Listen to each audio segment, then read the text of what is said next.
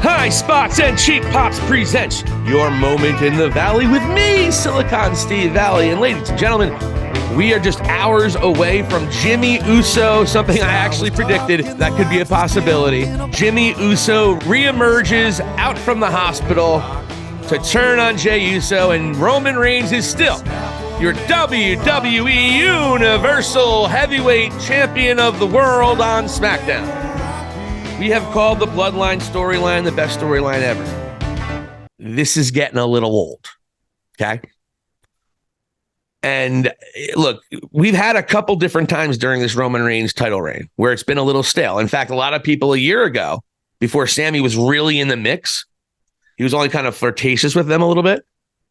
A lot of people were calling for Drew McIntyre to be Roman Reigns in England. And in fact, a lot of people thought that's exactly what was going to happen. I was one of the few people that predicted Roman to win that match. But now it's at a time where what more can you do with this storyline to make it where people care? Because the reaction on Twitter, my own personal opinion, this was not a great match. The crowd was not into it. This was as dead of a Roman Reigns match as I've seen in a very long time. Jimmy turning on Jey, it was almost too cliche to predict. I did say it would be a possibility. I was like, just the way they're framing it, where Jey is at fault for Jimmy being in the hospital, that's going to be a stretch for me to believe, especially when Jimmy was the one who started this civil war between them. He was the first one to throw that shot, coaxed Jey to turn on Roman. Roman was all against Jimmy, right? Jimmy was the one who wasn't going to be anybody's bitch. Now, Jimmy did not stay with the Bloodline, and there looked like there was some dissension between Solo and Roman. So there is a really good possibility you're finally going to have a four-way championship match with the Bloodline for that title. I think you're going to have a four-way dance with all four of them involved. Because again, as I said, Jimmy left, dressed all in black, and left after super kicking and didn't even make sure that Roman won the match. And of course, Roman at one point in time in this match had speared Solo by accident.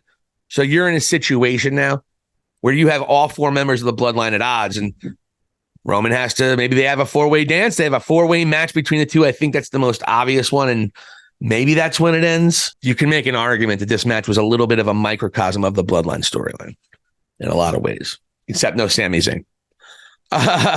But this match was long. It was emotional, and they worked their asses off. It was a lot of yelling within the ring. Roman has been doing that a lot with his matches. This wasn't a great main event. It was a long night. The crowd wasn't into it like they normally, I think, would be. It certainly weren't into it as much as they had been in previous Roman Reigns matches. I don't get the sense the crowd has fallen in love with Jey the way they did Cody or Sammy. The crowd reaction is what I go by, and my own opinion is part of that. But Jey has never had that kind of backing that Sammy and Cody had. Now, maybe you make the argument, well, he makes the most sense since he was the first one. But if it's not going to be him, are they going to keep it to next year to Cody? And does Roman have 6 months, 7, 8 months of quality television left? I mean, there's so much they've already done. And this Jimmy turn, it's supposed to be shocking. Oh, my God. But I think a lot of people thought it was a possibility. And I think a lot of people would have been like, it was too obvious almost. And the other thing is, it's going to be a stretch to make it work storyline-wise for me. It's going to be a giant stretch. Lest we forget, Jimmy was the one who came in as soon as he joined the Bloodline. He's saying he ain't going to be anybody's bitch. He hated the way that Roman treated Jey. Jimmy was the revolutionary before anybody was. And he was the first one to kick Roman. He fired that first shot, coaxing Jey to join his side and turn on Roman. Jey didn't want to do that, if you remember that. Remember, Roman was saying Jey's going to fall in line. Fuck Jimmy. I don't think he said fuck Jimmy, though. So Jimmy was the one who was most ardent about this when this all started. And Jey really got passionate and took up arms when they sent Jimmy to the hospital. And Jimmy's is it going to be because he's jealous because Jey got the shot and he was going to be the tribal chief? Is Jimmy going to be pissed off because it was supposed to be us two, not you as the tribal chief? We didn't want to be the tribal chief. That could be the thing. But that's a fucking stretch. How much he hated Roman and what they just did to him and sent him to the hospital. That's a bad stretch. You might have to start thinking Paul Heyman and Roman Reigns, particularly Paul Heyman, you need to take a step back and do some self-reflection. Are we seeing the sequels to the Bloodline? We're seeing sequels that probably shouldn't have happened. Are we seeing Police Academy 5, 6, and 7 now? And 8? Is that what we're going to be seeing here? So I really hope Paul Heyman and Roman Reigns, who have been really the architects of these storylines, I really hope they know what they're doing, because just for about 4 or 5 month judge from WrestleMania, everyone who said Cody should have won that championship at WrestleMania is 100% right now. The Bloodline was never hotter. Cody was never hotter. Those are facts. And I've always told you, if they get LA Knight and Cody on screen, a lot of people are going to turn on Cody, because let's be honest, he panders, he's cliche, he overacts, clearly loves himself almost as much as the WWE universe. If you don't believe me, Dustin Rhodes has said that in shoot interviews, that I love my brother, but he likes himself a lot. Then I'll paraphrase. And that's kind of what shined through in AEW. For those WWE fans out there that didn't know what happened in AEW, he just pandered a lot. And he was in some really shitty storylines that he fostered and he created, by the way, and curated. He just came out very disingenuous. And when you put Cody up against a guy like LA Knight, who's just going to come right at you, it's going to be a little bit different. And I do wonder if then Cody, it becomes a John Cena thing, which wouldn't be a bad thing. But Cody might have to be a second John Cena at this point in time, not a Cody Rhodes, because he's going to have people booing him and cheering him. And he's going to be doing the pandering thing that John Cena did. And this is almost like a sanctimonious, better than thou kind of walk the walk kind of vibe, which is great. It's what you want from your babyface. But at the end of the day, we said it was a mistake when Cody didn't win. Right now, with the reaction, particularly on social media, what I heard from the crowd not being quite as interested in this storyline as they had been in previous months. And look, it was a long night. We get it. But there were a lot of long nights that Roman Reigns headlined. The crowd was really into it at the end. Because if you're in the building, it was a 5 or 6 hour show. I think doors were at 6 hours if you got in the building right away.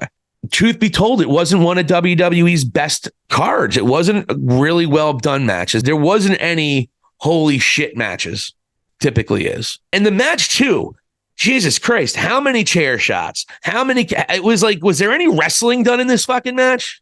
And I know Roman actually laughs at that. He's like, I don't wrestle. I'm not a wrestler. I'm a fighter. Okay, dude. But this was a long, boring match, culminated with a cliche, weird, bullshit turn to try to get people, ooh, you see what happened, with another ending where it's the same thing over and over again. And you don't want to disrespect the tribal chief and everything that's been going on. This was not a good night for WWE or the Bloodline.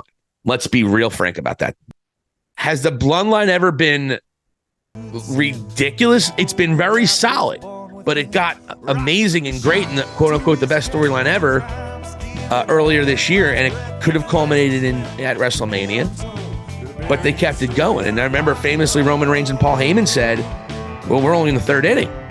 I hope it wasn't the 3rd inning, because you guys are in extra innings and the crowd's going home. Okay? That's the end of it. So, hey, let me know what you guys think. Does the Bloodline need to continue? Do they need to put this to bed once and for all finally? Does Roman need to just say forget about the Bloodline and just be on a singles run? Does he bring in God and start a new Bloodline? I don't know.